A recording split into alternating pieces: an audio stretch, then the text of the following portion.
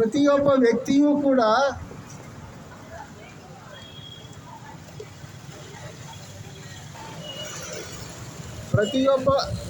ವ್ಯಕ್ತಿಯಿಂದ ಹಿಡಿದು ಅಂದರೆ ಈ ಸಾಮಾನ್ಯ ಯೋಗ ನರಸಿಂಹನಿಂದ ಹಿಡಿದು ಮಾಜಿ ಪ್ರಧಾನಿ ದೇವೇಗೌಡರಿಂದ ಹಿಡಿದು ಹಾಲಿ ಪ್ರಧಾನಿ ದೇವೇಗೌಡರವರೆಗೆ ಪ್ರತಿಯೊಬ್ಬರೂ ಕೂಡ ಸರ್ಕಾರಕ್ಕೆ ಹೊರೆಯಾಗಿರಬಾರ್ದು ಅಂತಕ್ಕಂಥದ್ದು. ಅಂದರೆ ಸರ್ಕಾರವು ರಕ್ಷಣೆ ಕೇಂದ್ರದಲ್ಲಿ ಒಂದು ಸ್ಕ್ಯಾನರ್ ಇದೆ.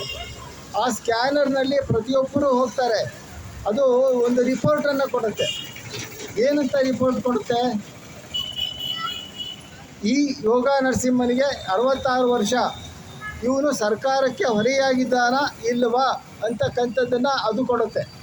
ಹಾಗೆ ಎಲ್ಲರನ್ನೂ ಕೂಡ ಯಾವ ಸಂಘ ಸಂಸ್ಥೆಗಳಿರ್ಬೋದು, ಸರ್ಕಾರಿ ನೌಕರರಿರ್ಬೋದು, ಸರ್ಕಾರಿ ಕಚೇರಿಗಳಿರ್ಬೋದು, ಮತ್ತು ನಾವು ಏನು ಒಂದು ಪ್ರಜಾಪ್ರಭುತ್ವ ವ್ಯವಸ್ಥೆ ಅಂತಕ್ಕಂಥದ್ದು ಮಾಡಿದ್ದೀವಿ, ಆ ಒಂದು ಪ್ರಜಾಪ್ರಭುತ್ವ ವ್ಯವಸ್ಥೆಯನ್ನು ಕೂಡ ಸರ್ಕಾರದ ಒಂದು ಸ್ಕ್ಯಾನರಲ್ಲಿ ಹೋಗುತ್ತೆ.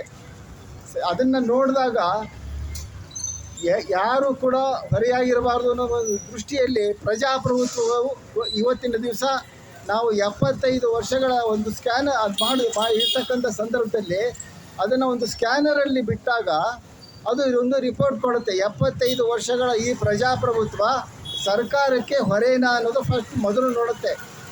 ಆಮೇಲೆ ಕೇಳುತ್ತೆ, ನೀನು ಸರ್ಕಾರಕ್ಕೆ ಏನು ಕೊಟ್ಟಿದ್ದೀಯಾ, ಏನು ತಗೊಂಡಿದ್ದೀಯಾ ಅಂತ. ಯಾಕಂದರೆ 75 ವರ್ಷಗಳಿಂದ ಸರ್ಕಾರ ಪ್ರಜಾಪ್ರಭುತ್ವವನ್ನು ಸಾಕಿದೆ.